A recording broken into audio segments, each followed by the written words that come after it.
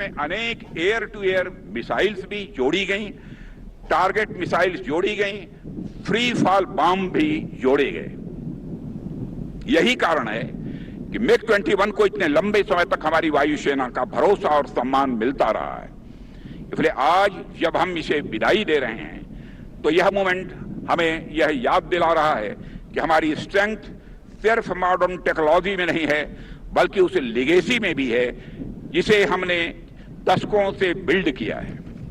उस लेगेसी को सेलिब्रेट करना और उसका सम्मान करना, बहनों भाइयों, मैं यह मानता हूं कि हम सभी की जिम्मेदारी है और उसी जिम्मेदारी का हम लोगों ने निर्वाह किया है। साथियों, एक दिलचस्प बात यह है, यह कार्यक्रम चंडीगढ़ में हो रहा है। यहीं से भारतीय वायुसेना की सुपरसोनिक यात्रा की शुरुआत हुई थी। नंबर 28 स्क्वाड्रन, जिसे फर्स्ट सुपरसोनिक्स कहा जाता है, नंबर 28 स्क्वाड्रन, जिसे फर्स्ट सुपरसोनिक्स कहा जाता है, यहीं से MiG-21 का इंडक्शन हुआ था। यह स्थान इसलिए भी खास है क्योंकि यह उस गौरवशाली अध्याय का गवाह है जिसने भारत की एयर पावर को एक नई पहचान दी थी।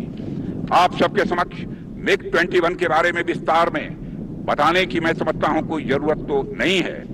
हाँ, यहां बैठे हुए आप सभी, चाहे एयर वॉरियर्स हों, वेटरन्स हों या फिर डिफेंस एक्सपर्ट हों, हम सब इसके परफॉर्मेंस से भली भांति परिचित हैं।